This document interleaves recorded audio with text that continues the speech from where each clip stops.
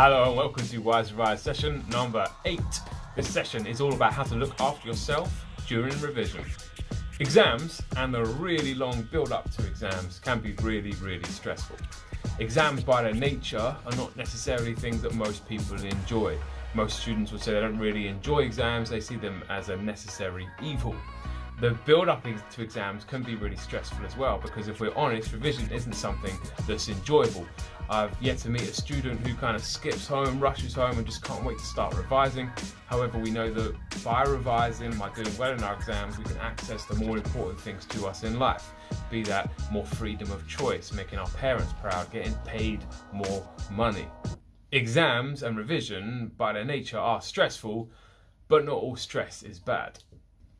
A good definition of stress is simply this: having too little time to complete a task, i.e. you see yourself as here, you know you need to get here, and you don't think you have the time to close that gap. I constantly have a to-do list of things that I have to get done and a time to do them by, and often I'll look at that and think, this is going to be difficult. To get all these things done in this period of time is going to be difficult. And that is basically what stress is. Some people respond to stress in a really bad way. A lot of people, when they're in that position of having this much to do in this little time, they think, actually, I'm never gonna do this, so I'm just not gonna bother. I'm gonna put my head in the sand. I'm gonna throw my tools down. There's no point in me doing this because I'm not gonna be able to do it. Now, the best way to deal with stress, and this isn't just about exams now, this is life in general, is when you find yourself in that position, is just to take one positive step towards where you need to go. That's right. So if this is you here, and your exams are here, and you have a huge amount of content to learn, you just need to start making positive steps in that direction. Starting to revise effectively, starting to do a little bit of what you need to do, and just to start chipping away at that big mountain you see in front of you. If I could offer you one piece of advice as to how to reduce stress, it would be this: make a revision timetable and then stick to it. Exams are super stressful. The next thing that's nearly as stressful is doing exams and revision without a plan. You need a plan for that stress to calm down.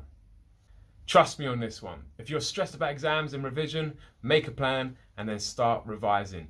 You'll find you have more free time and you're enjoying life more, and you're learning. There will be times though where this isn't enough. Mental health problems are real and they affect many of us. When stress becomes unmanageable, it's essential that we reach out and talk to someone about it. I heard once that all anxiety is cognitive anxiety in the first instance. You might feel it in your stomach, you might get sweaty palms, you might feel super anxious, and all of it starts cognitively. That means in our thoughts, in how we think. All anxiety starts with thinking. So one of the best ways to deal with stress is to start talking about what we're going through in our mind, what we're thinking in our heads. Here are a few simple tips about how to manage stress and anxiety. Number 1, keep things in perspective. Your exams are important, but they're not the most important thing. If you find yourself on a deathbed in the future and your life is passing away before you, you're not going to say, quick, bring me my GCSE certificates just one more time. I want to look at my GCSE certificates. Oh yeah, I feel better now. No one does that. No one's ever going to do that. That's a ridiculous thought. No. When you're on your deathbed, you're going to be reaching for people that you love. You're going to want to spend time with those people. So building relationships is number 1, the most important thing you can do. Exams are secondary to that. Number 2, eat well and eat healthy.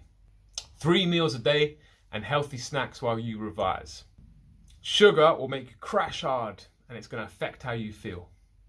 Number 3, as you revise, drink lots of water.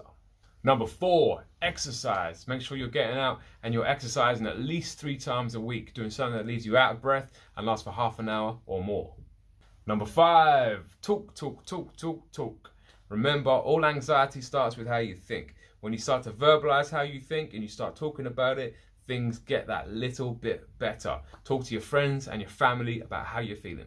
Number 6, be disciplined in how long you revise for. Make your plan and stick to it. Don't go under and don't go over. Don't let your revision time go into your me time. During exams, it's natural to feel like the pressure is really high. And when that happens, some breathing techniques can be really useful. Simply just doing this.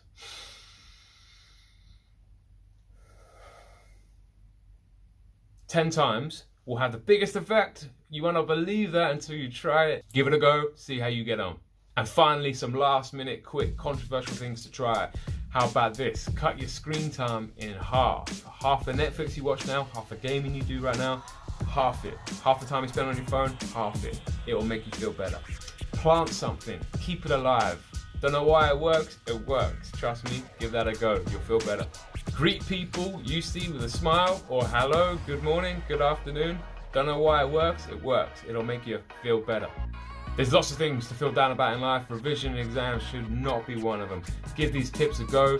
Let me know how you get on. If you're enjoying these videos, don't forget to like and subscribe. See you next week for more Wise Revise.